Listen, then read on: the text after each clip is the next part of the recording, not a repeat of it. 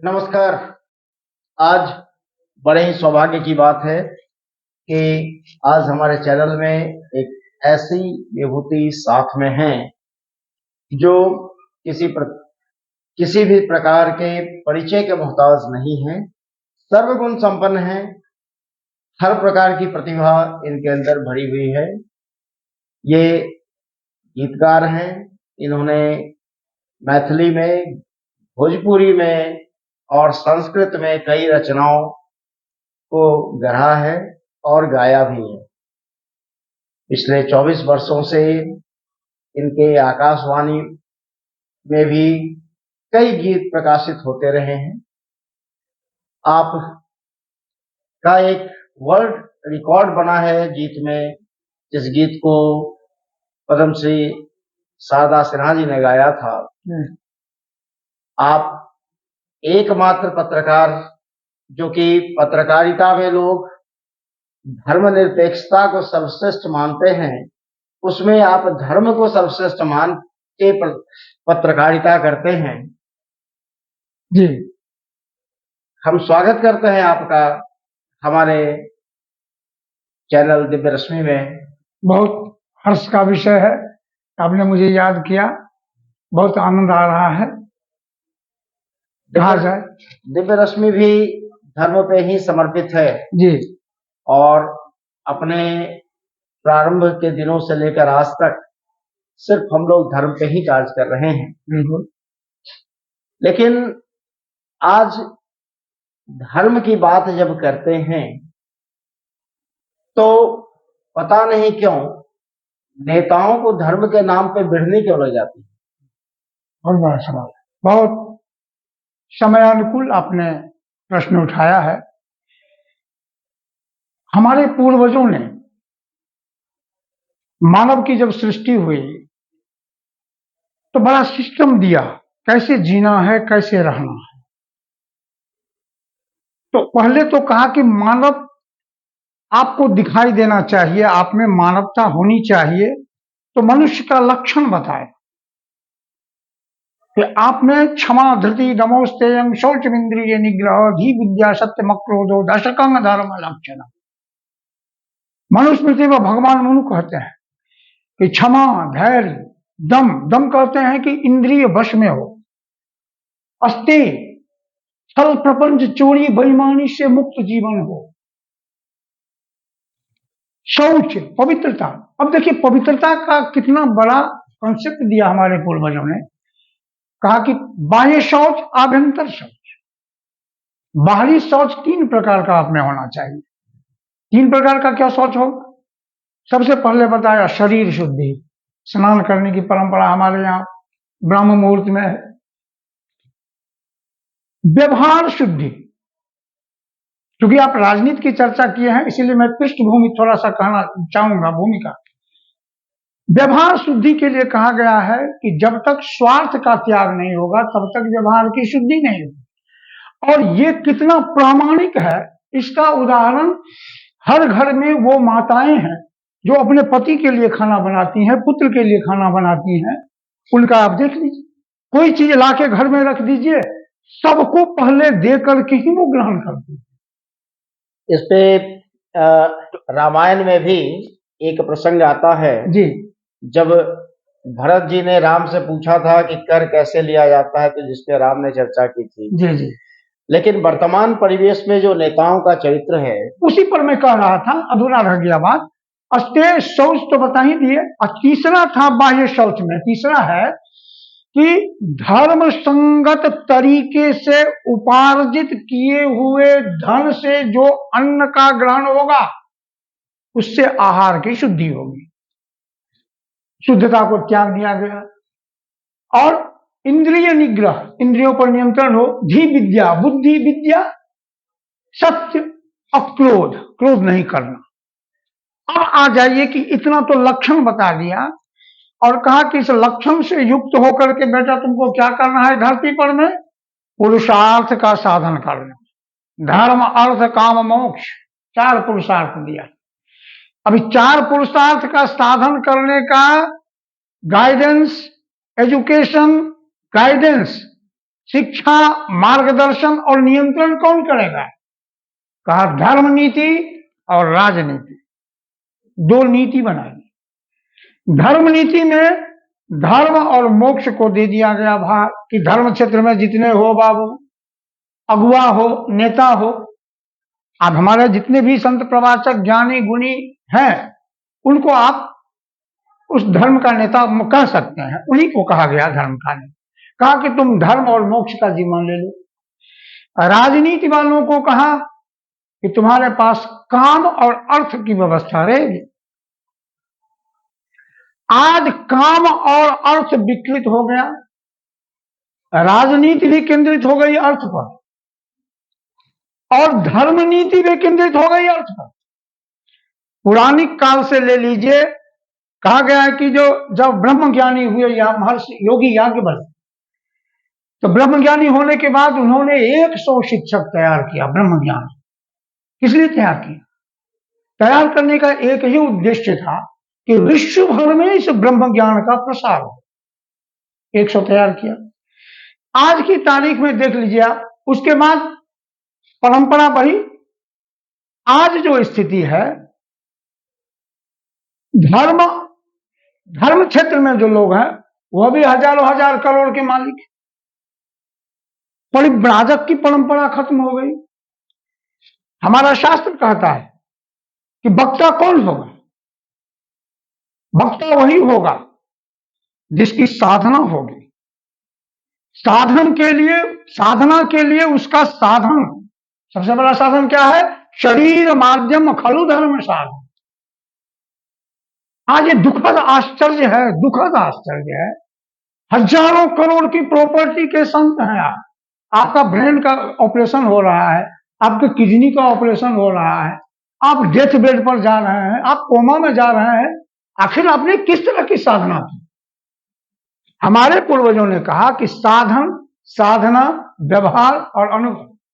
हमारे खुद के जो हमारे गुरु थे योग के, अब ब्रह्मलीन, उन्होंने 2-3 बातें जो कही वो आज हमको लग रहा है कि ये एक एक कम से कम हमारे युवा पीढ़ी के कान में तो जरूर जाना चाहिए। उन्होंने कहा कि तुम्हारी साधना तब तक आगे बढ़ती रहेगी जब तक दिमाग से तुम 4 चीज निकाल के चलोगे। कि क्या गुरुजी, क्या 4 चीज होगा? कहा मान, बड़ाई, आदर, सम्मान, पुरस्कार आदि का जितना मामला है दिमाग से निकाल के काम करो, तुम्हारी साधना बढ़ेगी। जिस दिन इधर ध्यान गया तुम्हारी साधना भटक जाएगी। तो वो साधना करके निकलते थे तो उसमें क्या आता था?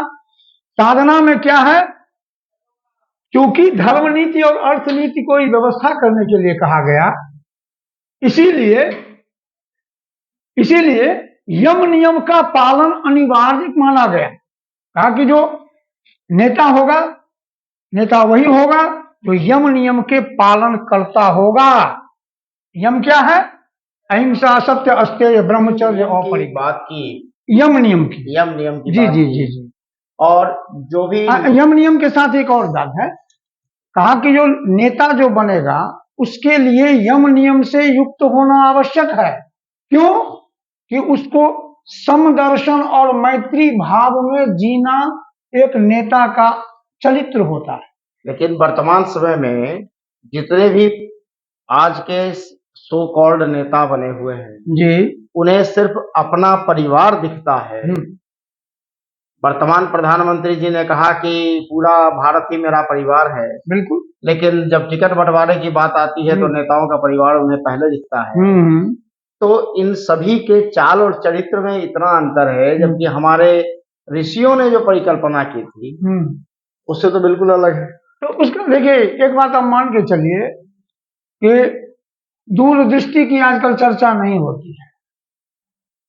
प्रभु श्री राम के जय श्री राम का उद्घोष देखिए पूरा देश में हो रहा है, और राम के आदर्शों को भुलाने की भी उतनी ही तेजी से कोशिश की जा रही है। न कोई ये बता रहा है कि राम ने बचपन के लिए क्या कहा। हमारे पूर्वजों ने 4 अवस्था के 4 कर्तव्य बताए। देखिए कितनी दिलचस्प बात है। कहा कि बाल्यावस्था 25 वर्ष तक, ब्रह्मचर्य अवस्था उसको कहा गया। उसमें कहा कि ज्ञान विज्ञान कला सुशोभित चरित्र को प्राप्त करें। क्यों? व्यक्ति धर्म का पालन करने योग्य बनेगा। हिंदू मुस्लिम सिख ईसाई यहां नहीं है, तो व्यक्ति धर्म है, बाकी तो मानवता ही तो वही कहना है, जो मनु है वो मानव है। अब व्यक्ति धर्म जब होगा तभी वो परिवार के चरित्र को समझेगा। अब देखिए कितनी बड़ी बात है, नेतृत्व की बात कर रहे हैं। परिवार के चरित्र में क्या दिया है? कहा कि सबकी चिंता करने के बाद अपने बारे में सोचता है वो, जो व्यक्ति धर्म का पालन करके परिवार में प्रवेश करता है। तो वो परिवार क्या, परिवार में जो ऐसी स्थिति अपनी बनाता है उसकी चर्चा समाज में होने लगती है, तब वह सामाजिक सील से युक्त होता है।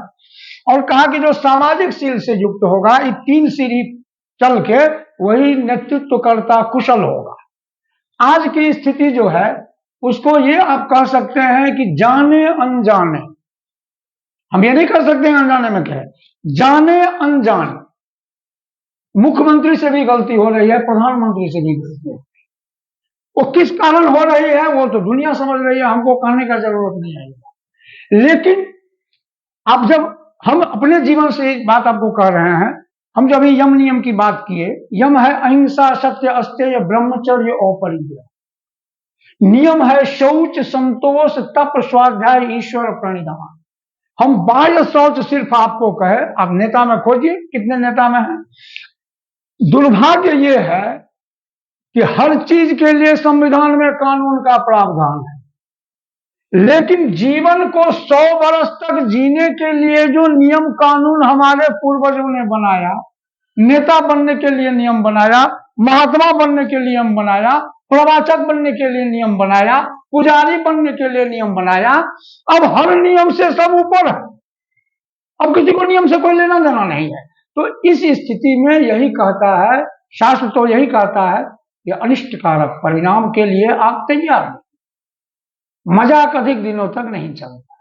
ये शास्त्रों में एक बात और है, जो शास्त्र में जो आज सभी लोग आकर व्यासपीठ पर बैठ जाते हैं और प्रवचन देना प्रारंभ करते हैं।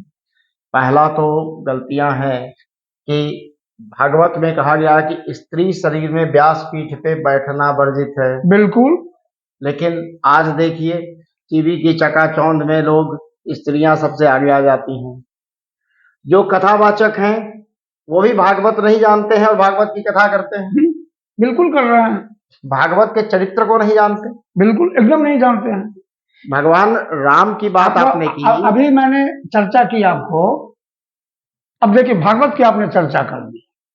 भागवत पूरा का पूरा भागवत जो है उसको भी हम योग ही समझते हैं। इसलिए समझते हैं योग, पग पग पर यम नियम है। अब देख लीजिए उसमें अहिंसा सत्य अस्त्य पग पग पर है।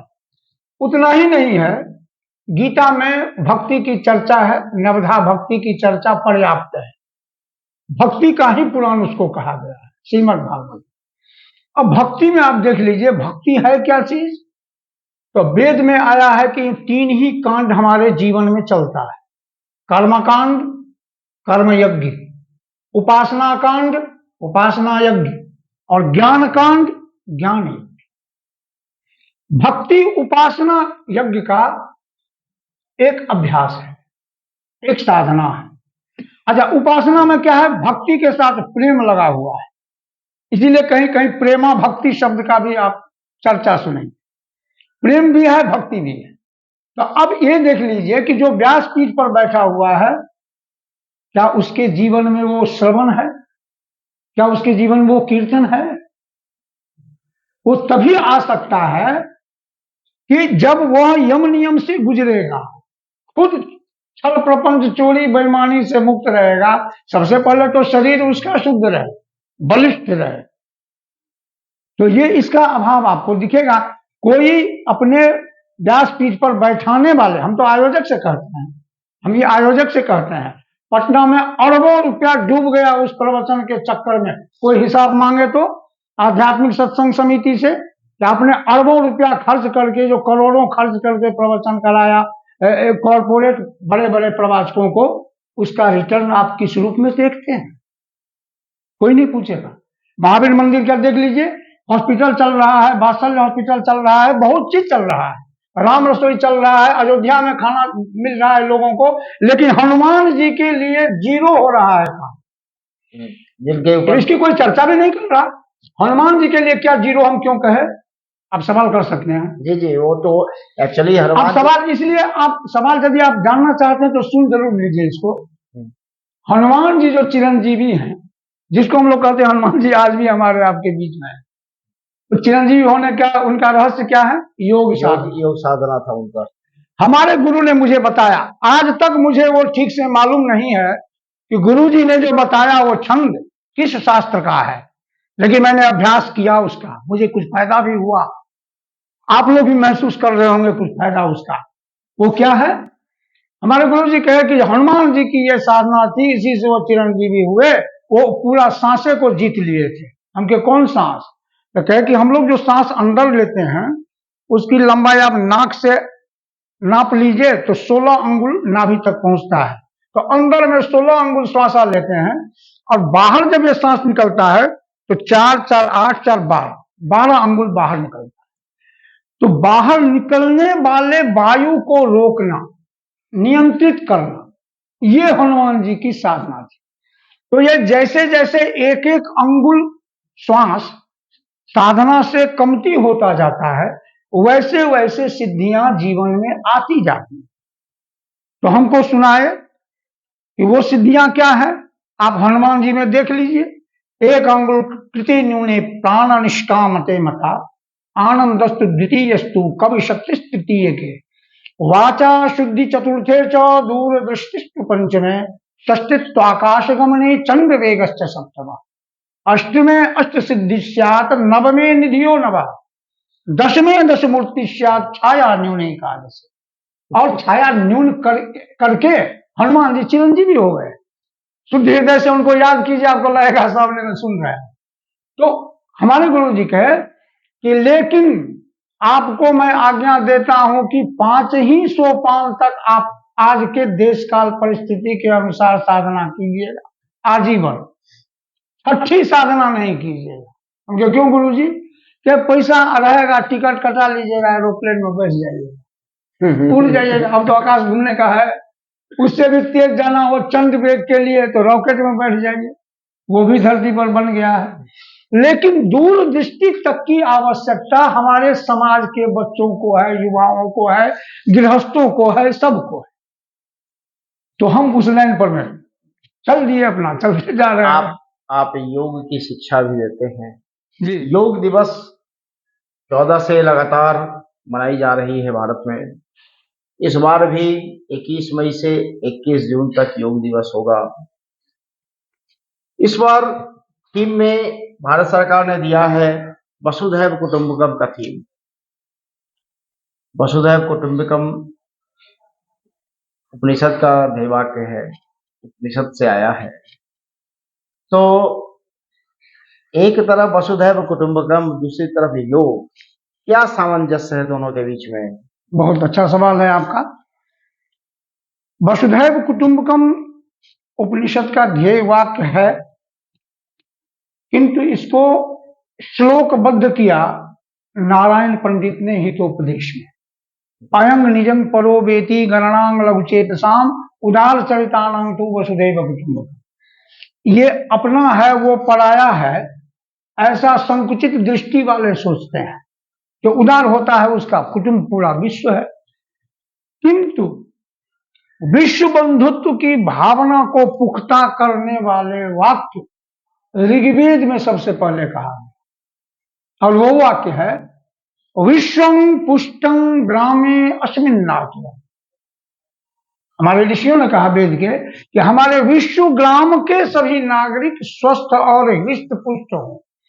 और ये और बात है कि आज ग्लोबल विलेज की चर्चा होती है, विश्व ग्राम शब्द का प्रयोग कम होता है, लेकिन वो ग्लोबल विलेज तो विश्व ग्राम हुआ, और उस विश्व ग्राम की चर्चा ऋग्वेद में हमारे ऋषियों ने किया। तो विश्व के सभी नागरिक स्वस्थ और हृष्ट पुष्ट हों, उसके लिए मेथड क्या होगा, टेक्निक क्या होगा? तो मेथड टेक्निक के रूप में योग आया। कहा कि योग में अष्टांग योग दिया।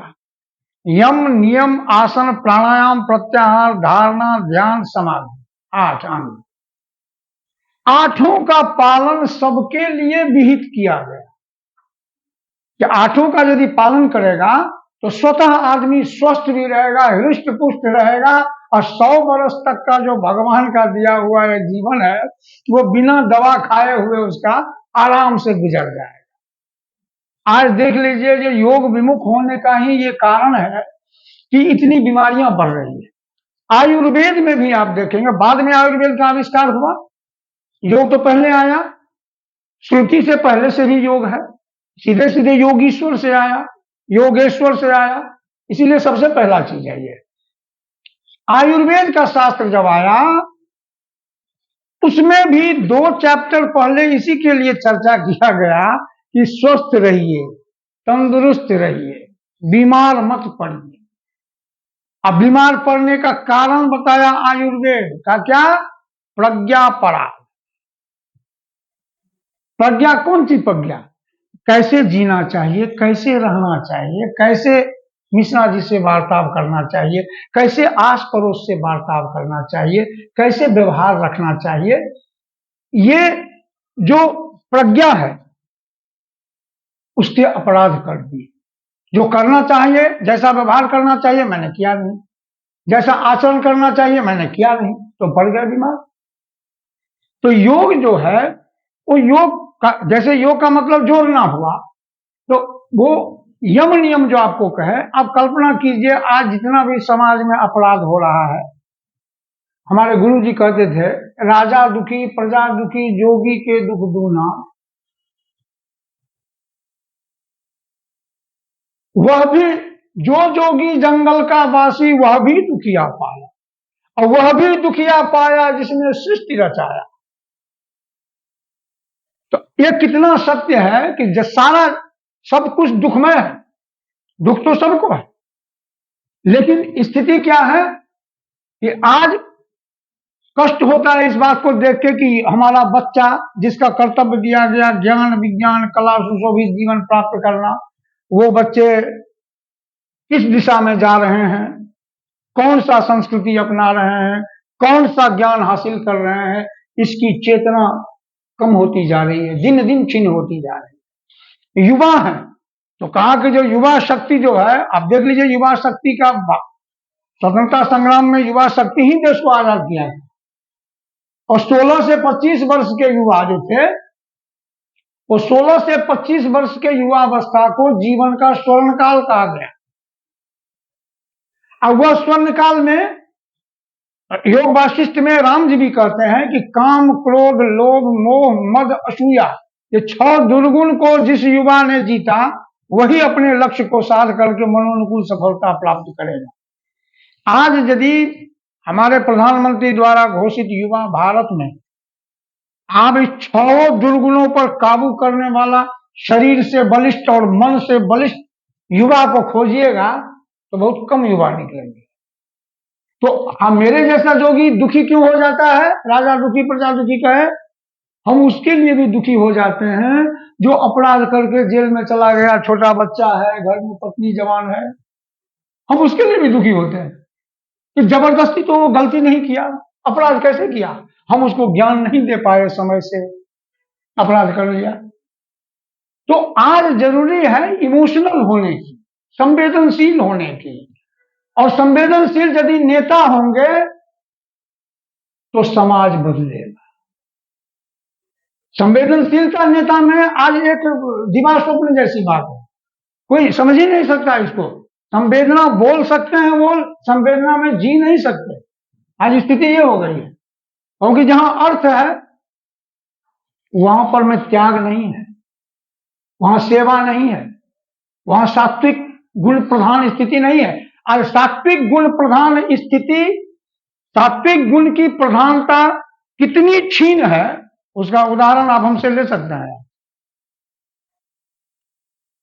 हम महसूस कर रहे हैं कि यहां पर मैं संस्कृत एकेडमी में नौकरी किया, वहां से मैं अवकाश प्राप्त किया 3 वर्ष पहले। मैं राष्ट्रीय संस्कृत सम्मेलन आयोजित किया, यहाँ संस्कृत वाङ्मय विहारश्चावदानम था। आज वही चिंता फिर मुझे हो गई है योग दिवस के लिए। आप कहिएगा क्यों? 177 देश में आज यदि बिहार की योग परंपरा, योग विरासत को हमारे यहाँ के जो धर्म क्षेत्र में आगे बढ़ने वाले लोग हैं या हमारे नेतागण हैं या धार्मिक आयोजनों पर खर्च करने वाले संगठन हैं, आज उनको अपने स्वाभिमान को जगाने की जरूरत है बिहार में। क्यों? कि जिस विश्व गुरु की चर्चा हमारे प्रधानमंत्री करते हैं, कम से कम योग के मामला में तो विश्व गुरु बिहार है। अब कहिएगा क्यों? गिनती गिनते जाइए आप योग विश्व गुरु का। याज्ञवल्क्य जो सबसे पहले, जिनका चर्चा हम कर चुके हैं आपके सामने, याज्ञवल्क्य ने ज्ञान योग दिया। उनका सूत्र वाक्य है योगात् संजायते ज्ञानं ज्ञानान् मुक्ति प्रजायते। उसके साथ पहले क्या कहे? इज्याचार दमा हिंसा शौच स्वाध्याय कर्मणि अयं तु परमो धर्म यद योगे नात्म दर्शनम। ये याज्ञवल्क्य का कहना है। ठीक है कि जो हवन, पूजा पाठ, आचरण, आचार सब कुछ कीजिए, लेकिन परम धर्म क्या है? योग के द्वारा आत्मदर्शन कीजिए। जैसे हम हैं वैसे वहां बैठे हुए हैं, ये हमारे ही जैसे हैं, मिश्रा जी हमारे ही जैसे। तो ये हमारे ही जैसे होने के लिए, भावना होने के लिए भगवान श्री कृष्ण भी गीता में क्या कहे हैं? दूसरे अध्याय में योगस्था कुरु कर्माणि संगं त्यक्त्वा धनंजय सिद्ध सिद्ध्यो समो भूत्वा समत्वं योग उच्यते। समभाव ही श्रेष्ठ योग है। अब वेद में क्या कहा? माने अभी से प्राचीन जो हमारा राष्ट्रगान है वो क्या है? संग छद्वं संबद्वं शंभो मनांसि जानताम देवा भागं यथा पूर्वे संजनाना उपासते। समानो मंत्र समिति समानी समानं मनः सच्चित्तमेषां समानो मंत्रम अभिमंत्र एव समानेन वो अभिषा जुहोमि। ये संगठन का आदर्श था। आज किसी भी राजनीतिक संगठन में, धार्मिक संगठन में, सामाजिक संगठन में ये दिखाई नहीं देता है। तो राजनीति में तो धर्म की बात करने से आज के नेताओं को तो बेड़नी काटने लगता है। तो उसकी अगर धर्म की बात कर दे तो नेताओं की सारे नेता लोग विधवा विलाप करने लगेंगे। धर्म की बात तो वो लोग कर नहीं सकते हैं। इसी यही कारण है कि आप यदि देखिएगा कुछ चीजें, किसी नेता का नाम हम यहाँ ले नहीं रहे हैं, हम तो शास्त्र की बात कर रहे हैं, इसलिए मुझे बोलने में कोई दिक्कत नहीं है। कहा हमारे पूर्वजों ने कहा कि यदि धर्म से विमुख रहेगा आदमी तो 3 ही प्रकार का आदमी होता है दुनिया में। चौथे प्रकार का आदमी नहीं बताया। किसी को है तो चौथा प्रकार का आदमी डिस्क्राइब करे तो कौन है? तो 3 प्रकार का आदमी कौन होगा? कहा एक सतोगुण प्रधान होगा, एक रजोगुण प्रधान होगा, एक तमोगुण प्रधान होगा। कहा सतोगुणी कैसा होगा सरकार? कहा कि सतोगुणी जो होता है वो दूसरों के गुण को देखता है, उसके दोष को नहीं देखता है। अभी की स्थिति यह है कि आप 12.5-13 करोड़ की जनसंख्या में, आज मुझे बोलने में कोई दिक्कत नहीं है, 13 करोड़ की जनसंख्या में भगवान ने जिस जो स्वरूप देके मुझे भेजा और जितने काम मैंने अभी तक किए हैं यहाँ के लिए, उस हिसाब से मैं यहाँ समाज के लिए एक उपयोगी तत्व हूं। लेकिन जो भी जिस समाज से, जिस बड़े बड़े लोगों से मेरा संपर्क है, मूल्यहीन बेवकूफ टाइप का आदमी समझता है मेरे जैसे किसी ज्ञानी गुणी साधक को।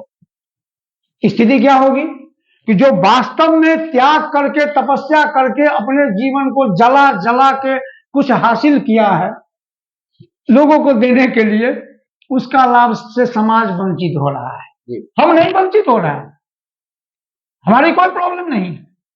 तो आज जो वसुधैव कुटुंबकम के लिए योग आया, उसमें याद आ गए याज्ञवल्क्य का ज्ञान योग बिहार का, पतंजलि का अष्टांग योग बिहार का, विश्वामित्र का क्रिया योग बिहार का, कपिल मुनि का सांख्य योग बिहार का, भगवान बुद्ध का षडंग योग बिहार का, भगवान महावीर का जैन योग, उसमें पंच महाव्रत है वो भी बिहार का, गुरु ग्रंथ साहिब बिहार का सत्संग योग।